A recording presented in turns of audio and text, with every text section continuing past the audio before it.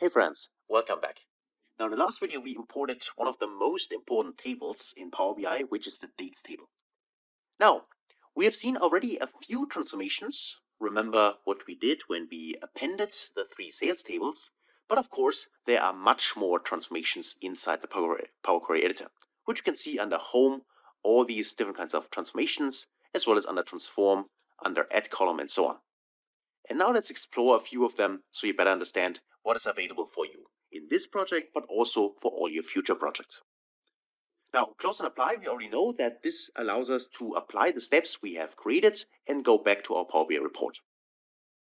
Under new source, we have seen that this would be an option to import additional tables.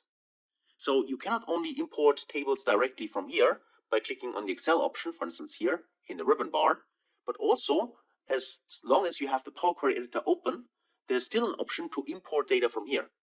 So for instance, I could go here to Excel workbook, and now I could choose additional tables which I like to load. The difference is that if I do it from here, then those files I select are directly showing up here, and I can also first transform them. Under recent sources, I would see all my recent sources, and if I want to enter data manually, I could go here and simply click on, in this case, enter data, and then in here I could create a sample data here. I could say this is, for instance, here column 1, and then I type in here a 1 and a 2, and here I go in here column 2 and a 3 and a 4, and I can name this table. That's my, for instance, manual TBL, right? Like that. I can click OK, and now this table would also appear here, like here, right? And I could use it in my model. I don't need this, was just an example that you can also insert data manually. Or Control-C, Control-V to paste, I think that's also possible. I don't know for sure right now, but if that's something you would like to try, feel free to do that. Let me right click here and say I'd like to delete this, because this was just an example. Delete it, and yes, I'd like to delete it. Make sure, yes, I am sure, and now this table is gone.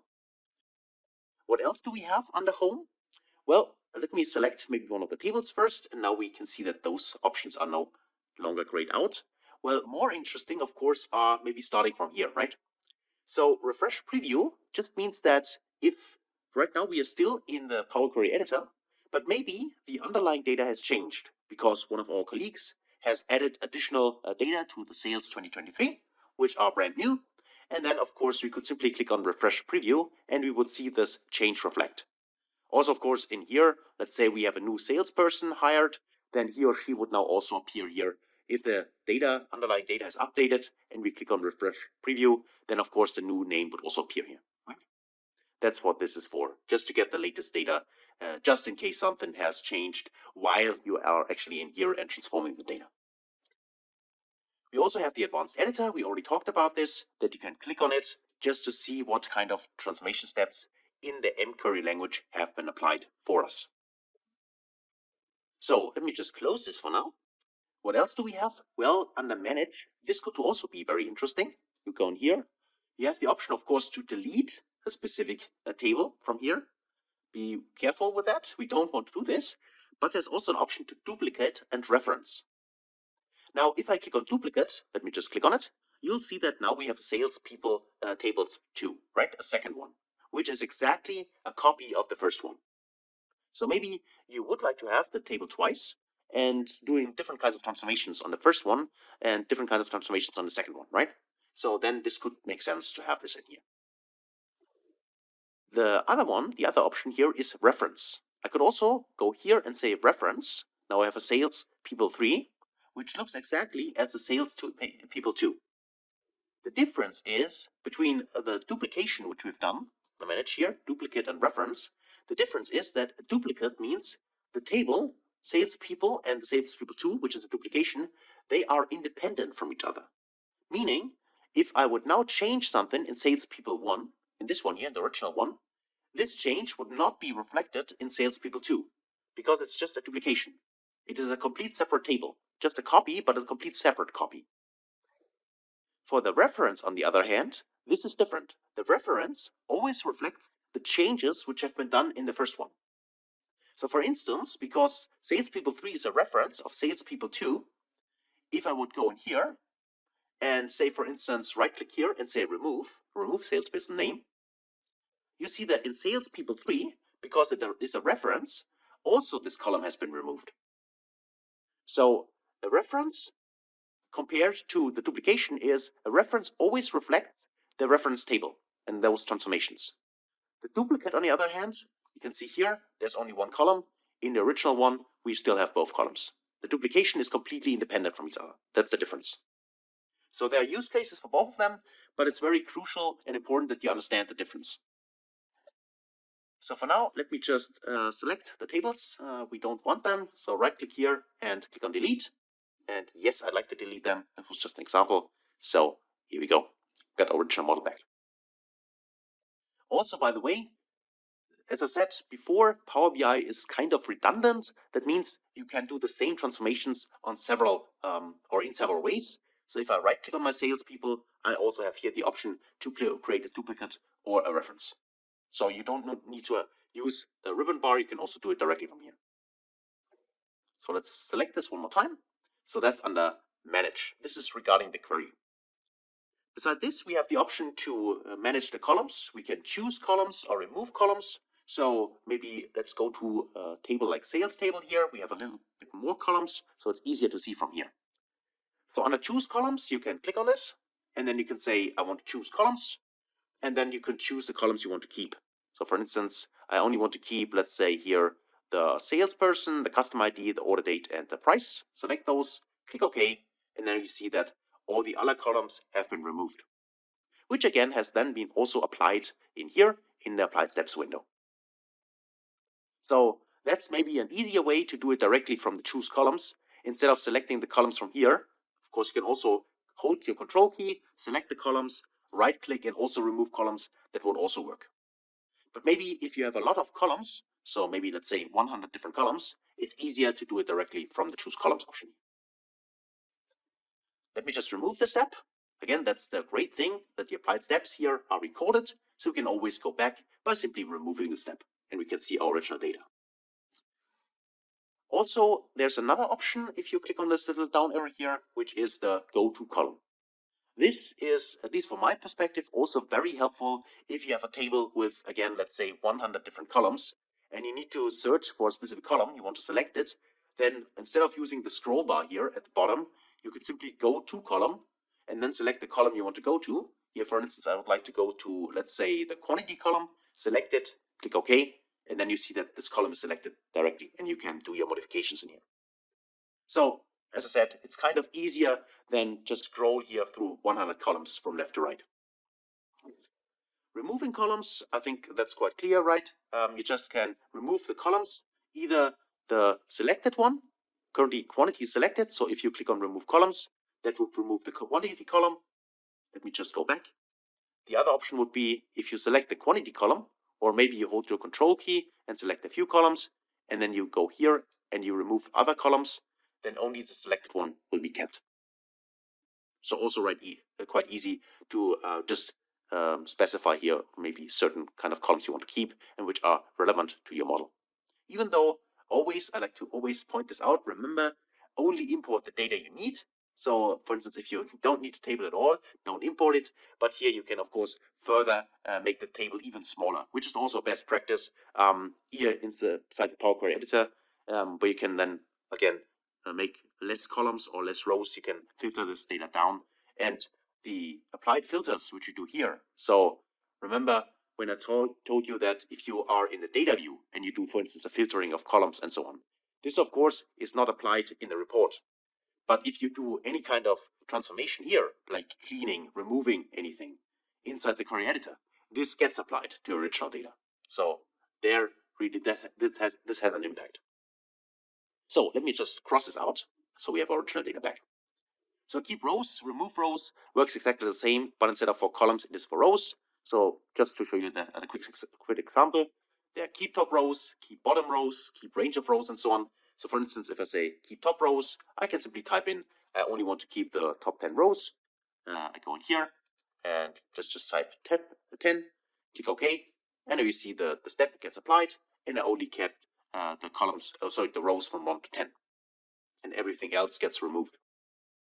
So quite easy really to filter the data, to keep specific rows or columns in here simply by selecting it from here.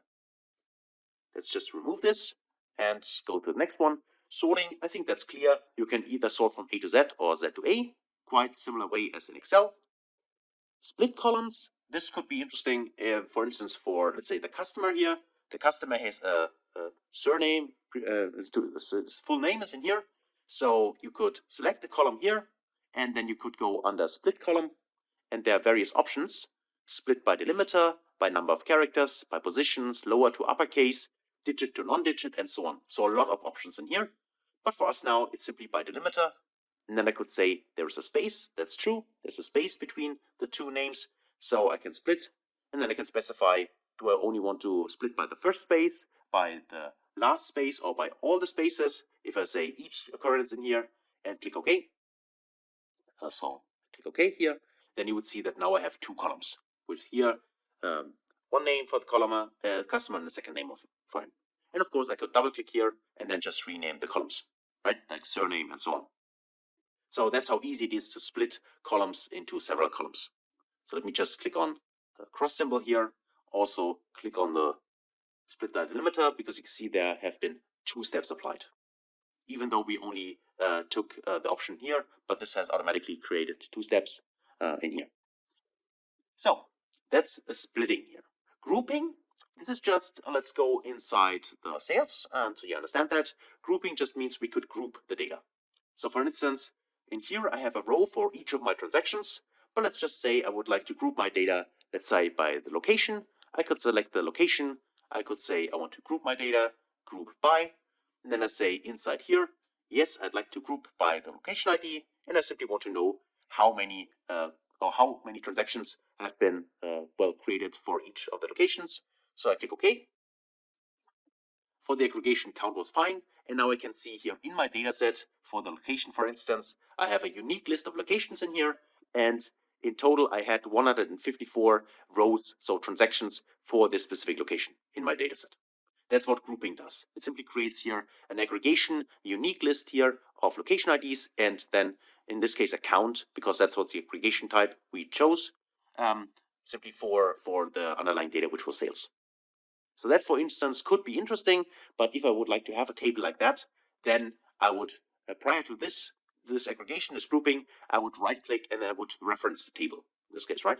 Because I do not want to have my original table modified like that. So that would be, for instance, a use case. If you have, or if you need this table like that, if you have a requirement, then I would here use a duplicate or a reference, depending on what you need. So let me just remove this for now. I'd like to have my original sales table. So that's the grouping. The data type is just changing the data type to a different, data type. Currently it's text, as you can see here. I could change it to a different type. But this can also be done by clicking on a little icon here. So ABC, I can also do it here. And I could also right-click on a column, and there's also under change type the option to change the data type. So it doesn't matter where you do it, it's all the same.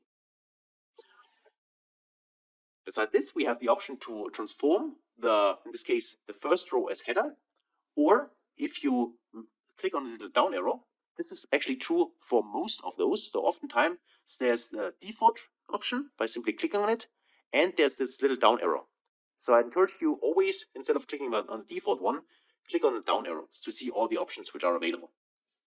And there's an option to use the first row as headers, or also the headers as first row. For instance, if I would say that order ID is not actually the header, I could simply use header as first row. And now you see that the order ID is here now the first row in our dataset. And it said here the columns 1, 2, and so on are now the headers. And of course, I could also, if I have my data like that, for instance, when you import the data and Power BI has not recognized that this is actually your header, then you could go in here and say you would like to use the first row as header, click on it, and then actually the first row of the table in here would be the header, like that. So that's where this could be useful. In our case, now we have done it twice. So let's actually get rid of that, get rid of that, get rid of that, and get rid of that, right? Because it was just an example, because we first demoted the headers and then we promoted the headers. And because Power BI already read the data correctly, that's not required. It was just an example. So replace values. This could be interesting if you would like to replace specific values inside one of the columns. So just to show this to you, if you go to customer, for instance, and you say that, for instance, Thomas should be Tom. Should be not be Thomas Duncan, it should be Tom Duncan, right? This is something you cannot do like in Excel, simply clicking here and double click and change anything. That doesn't work in Power BI. But what you could do is you could go select the column first, then you could say replace values, and then you say, I'm searching here for Thomas Duncan. That's already filled out because I clicked in it. And I want to replace this value with, let's say, Tom, right? Tom Duncan. And if I do that, click on OK, then you see that now Thomas is called Tom. Sorry. Right? So that's how you can use this replace value option here. And this would also be possible if you right click here and say here replace values. There it's also available, right? So a lot of transformations from here, from the top ribbon, are also in here. They are exactly the same, so I don't think it's necessary to explain them here the same way. So now we have these transform options here, and the append queries. We already talked about this. We have seen it actually in practice when we combined the sales numbers here together. The merge queries, the only difference here is merging means not stacking the tables on top of each other, but horizontally. That means if we have a common field, we can combine the tables based on the common field to one giant table, right? That would be merging, or if you have some kind of experience, it is normally a simple join, what you do here, right?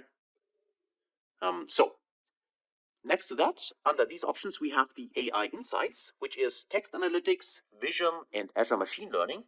However, these tools are only available if you have a premium account in Power BI. So you cannot use them if you do not have Power BI Premium.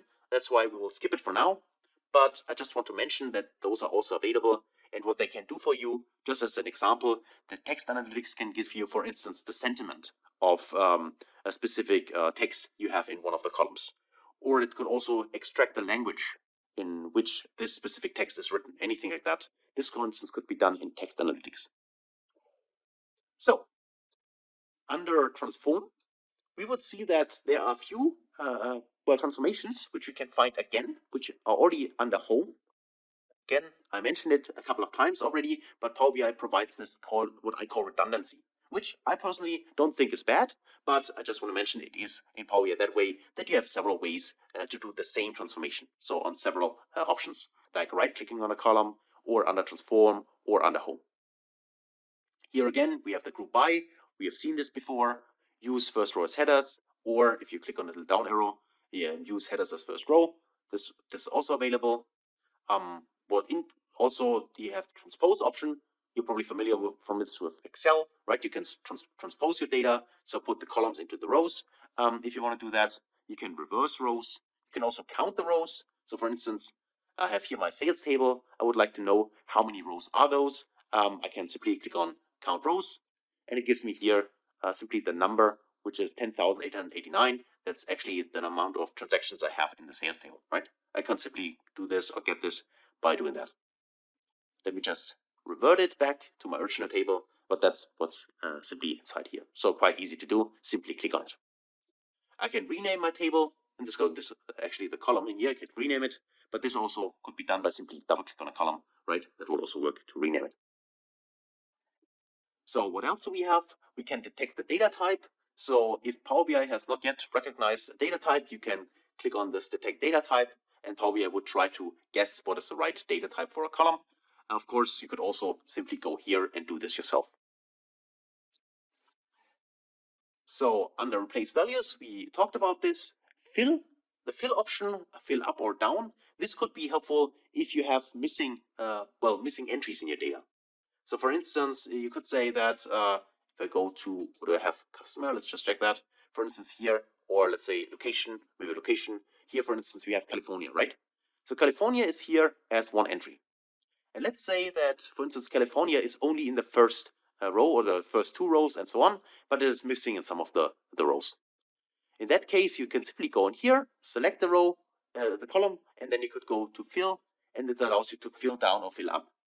And what happens then is just for fill down, for instance, then Power BI is just copying the prior value to the rows below. That's all what happens there. That's just fill. Sometimes it's helpful depending on how you have structured your data, or how the data is structured which you imported. You can pivot and unpivot your data. It's also kind of similar to transposing, even though it's not the same.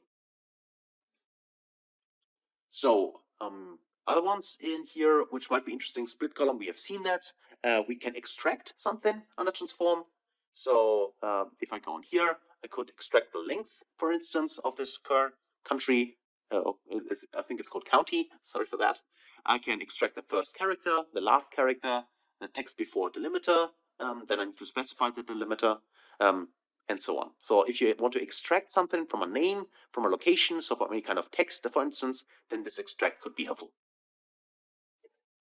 And under parse is for XML and JSON. This is something we do not deal in here right now. But if you have a use case for that, then you might want to have a look at parse here, extract rows and columns from XML or JSON formatted text. So if you have something like that, for instance, from a web query, then this might be helpful. Statistics and so on. So this could be helpful if you refer to, in this case, a numerical column. So for instance, if I scroll here to the right, I have here my, where is it? In this case, the quantity, for instance. I can select this one, and there you can see, you can now do some kind of statistics. You can do standard transformations, like for instance, add, multiply, and so on. What this means is, for instance, if I go to add here, I could use here any kind of value. And if I click OK, then this value will be added to the number I have in here. Could be interesting if you say, for instance, these are the old prices we have, and now we have a price increase of 10%. Just use multiply here, the multiply option. Select the column first, go to standard, then go to multiply, and simply multiply each of those entries by 1.1, right? That could be a use case for that. So quite easy, some kind of basic math transformations, by the way. So that's it for that. Then under date, of course, in order to use this, currently it's grayed out, you need to first select the date column. So this one, for instance. And also the column needs to be treated as a date. So you need to see this calendar icon. Only then those options here are available. And time and duration is still grayed out because this is a date column. It's not a time column, right? It doesn't contain any timestamp. So I could go in here, and under date, I could extract now, for instance, I only would like to see the year, or the start of the year, or the end of the year, or I'd like to extract the month, start of the month, end of the month, and so on. So this can be extracted here from a specific date. For instance, here, if I have the 6th of January 2023, if I use the start of the year, I would get the 1st of January 2023 for this entry, right? So that's what I could do in here. And finally, in here, I could also run R and Python scripts. So, of course, you would need to have installed R and Python, but it's quite interesting, especially for data scientists, for instance, or anyone who is familiar with programming, that you could also run R and Python scripts in here for data processing, just in case maybe one specific transformation is not available for you. So that's it actually under transform. And under add column, there are also a few things, like for instance, we could add here additional columns, a custom column where we write our own M code, or we can invoke a function. Remember, a function could be, in this case, anything like, for instance, the function for which we use in order to create our dates table. So if you have a function and you want to invoke the function for each row of a table, you can click on this invoke function, custom function. We could also add conditional columns in here. So as an example, to show you how that works, I could say I have a price in here, right? This price column. So let me just select this. And if I go for my price here and I create a condition, go to conditional column in here, you see that now you have this one here. And then you can specify a name for the new column. And then you simply can check here. For instance, you could say then, if here, let's say the price column here is equal, or let's say is greater than, and then you can insert a value here, then you would like to have output, right? For instance, let's just say, let's call it expensive. So you can see that really how that works. And you can see there are numbers here and some are greater than 2000. So let's say if the price is greater than 2000, then the output should be expensive. Another one, it's, let's call it cheap, okay? Cheap, for instance. So like that, click OK.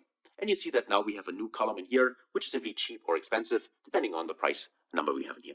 That's how that works. Quite easy to do, but maybe something you're going to use in your reports and easy to create in here in Power Query. So let me just remove it so you see how that works.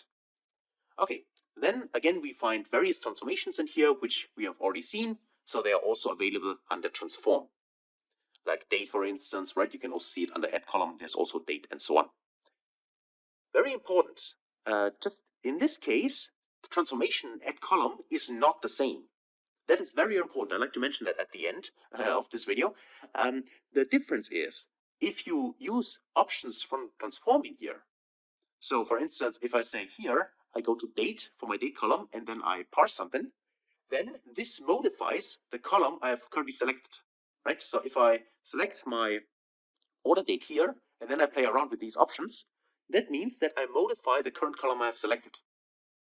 When I go to add column and use any of the date transformations from here, for instance, here I say I would like to have only the year, click on year, you see that my order column is still the way it was before, but a new column has created, which does the transformation which I wanted to use.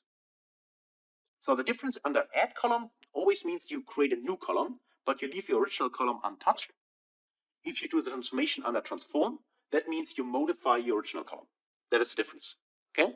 So in this case, between those two tabs, this is not redundancy. This is really a clear difference between creating something new with add columns and transforming something you already have with transform. Okay, so that is that. And the other options under view here, important is, I think, the formula bar. If you untick them, then the formula, you wouldn't see it. So I always like to see it. So I want to keep it. And also here, column profile and distribution. This is something, for instance, you can see here the green bars. If you uncheck this option, you wouldn't see it. And also column profile, this is if you select one of the columns, you see here the distribution. If you don't want this, uncheck this column profile, then you don't see it by selecting the column, right? So it's up to you whether you want to do that or also add the column quality, which tells you how many records are valid. Are there any errors in this specific column? Are there any empty rows in the column? If you want to see this by default, then you just need to check here the options you have in here, right? So it's up to you whether you want to do that or not.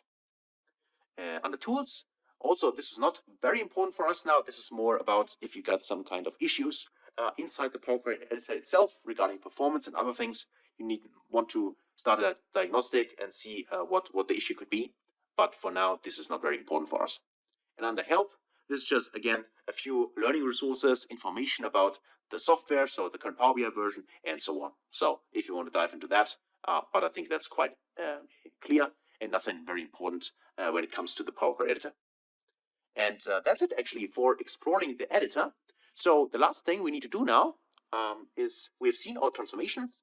In this case, we are done with the model. We have our dimension tables, which are the term dimension, just referring to all the tables which are not the sales, which is the fact table. That's just a specific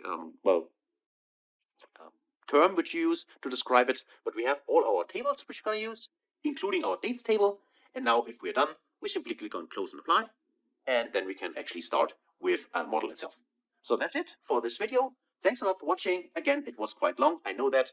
But hopefully, seeing all the examples really hands-on and maybe doing it yourself, you see how powerful the Power Query editor can be and what it can do for you right now in this project, but also in all your future projects regarding your data. So that's it. Thanks a lot for watching and also for participating, working with me, and I can't wait to see you in the next video. Until then, best guys.